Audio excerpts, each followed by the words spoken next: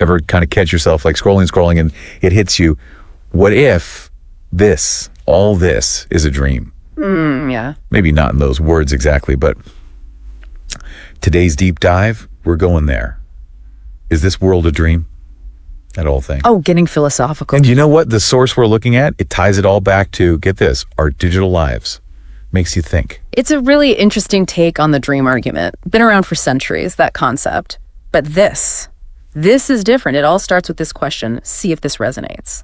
What's more real? The digital world, the one we're on all the time now, or the physical world, the one we think we know? Right.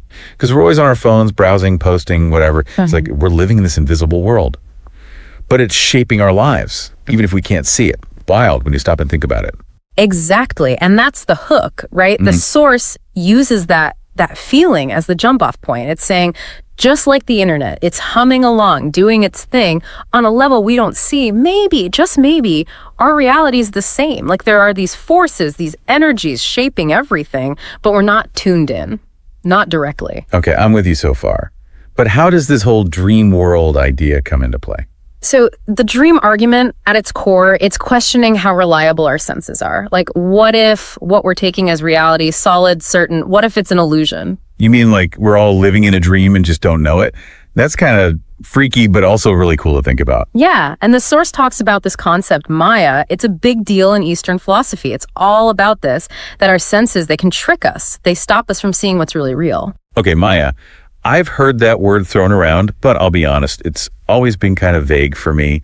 What does it actually mean? Okay, so imagine a stick, right? Half underwater, looks bent, yeah. But it's not really bent, the stick itself. It's just how the light's playing in the water. Our eyes are being tricked, basically. Right. Our eyes can definitely mess with us. Exactly. So Maya, it's like that, but think way bigger. What if our whole perception of reality is distorted? We think things are solid, separate, but maybe it's all connected, interdependent in ways we can't even grasp. So you're saying our senses could be giving us a limited view, maybe even a completely wrong view. Okay, now my mind is really spinning. Yeah. That kind of makes you rethink everything. Exactly. That's the whole point of the dream argument. It forces us to question everything, to go deeper, to look beyond what we think we know. This is already making me see things differently. But let's loop back to the internet for a sec, that comparison. How does the source tie this invisible digital world to like this deeper reality? So think about electricity, right? Can't see it, but we know it's there. Phones, computers, lights, none of it works without it. This source is saying there's something kind of similar, a universal consciousness, a universal energy that powers everything. Wait, so like just how electricity powers the internet, this universal consciousness powers, well, the universe? Yeah, exactly. It's bold for sure. And the source even says this idea, it's been around philosophers, mystics, they've been saying this for ages. What they're getting at is this energy, this consciousness, that's the real deal. And us, our individual selves, thoughts, everything we experience, just temporary blips in this energy. Whoa, so are we like little nodes in some giant cosmic internet? It's a good analogy. The source doesn't phrase it exactly like that, but yeah, the core idea is there. It's about seeing that we're all connected, part of this much bigger, deeper thing, not just separate individuals. Like we're all characters in a video game, each with our own little story, but all existing within the same game world, powered by the same source code. I like that. It really gets across the idea that our experiences, even though they feel so separate, could actually all be part of one big unified reality. And just like in the game, you take away the code, the electricity, the characters disappear. Same idea here, the source is suggesting. No universal consciousness, no us. Okay, starting to piece this together. And honestly, my mind is a little blown.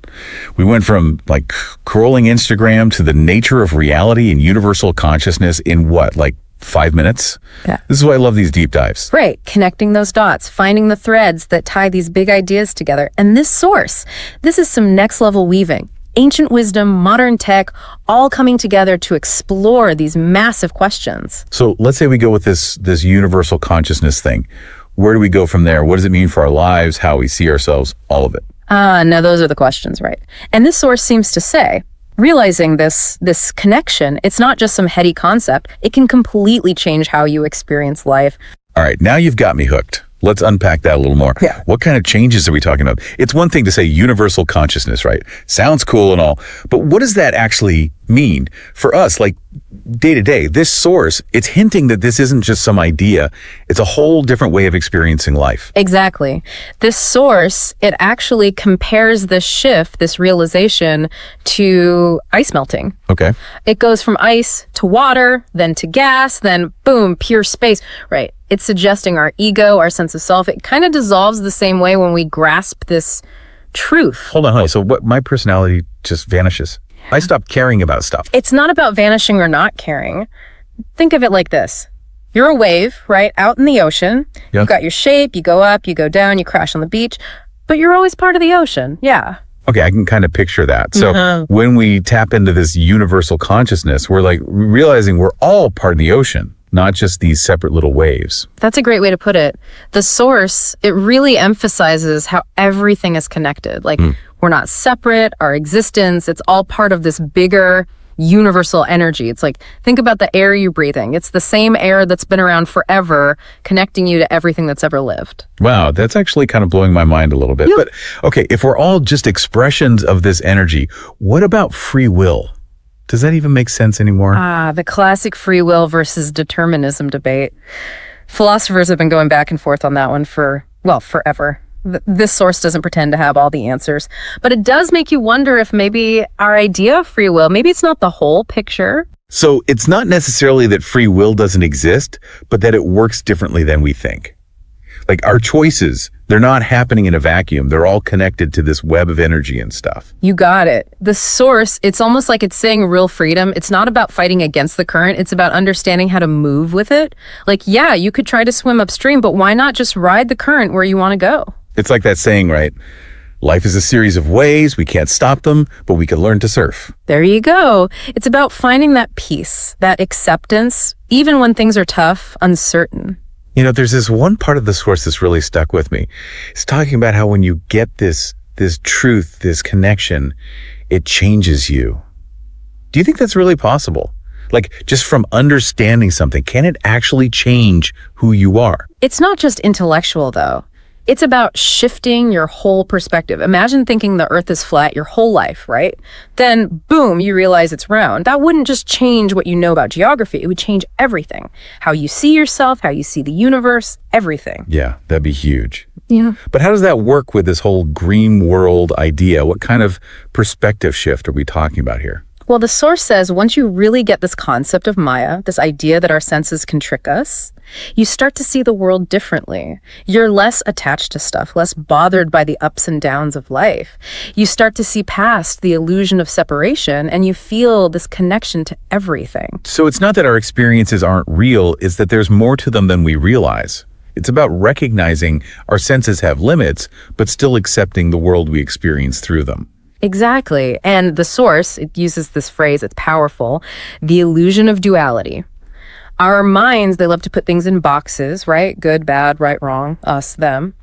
But this universal consciousness, it's about moving beyond the boxes, seeing how everything is connected, how it all depends on each other. We start to see the shades of gray instead of just black and white. Like we're seeing the whole picture, the connections, not just the individual pieces, like Yeah. zooming out from a single tree and suddenly, bam, there's the whole forest. Exactly. And this source, it suggests that this is where the peace comes in, the liberation. When we can let go of all those judgments, all those categories, that's when we can really experience reality. Compassion, acceptance, wonder, it all opens up. Okay, that actually sounds kind of amazing. It's like we're trading in this limited view for something way bigger, way more connected. But also, it sounds really hard. How do we actually do that? Like day to day, how do we cultivate that kind of awareness? It's easy to say, let go of your ego, embrace the universe. But when you're actually living your life with all its craziness and distractions, how do you actually make that happen? And this is where that quote from the source comes in. It's a bit of a head scratcher, but it says, in doing nothing, the mind does something. It starts to look and observe its own qualities.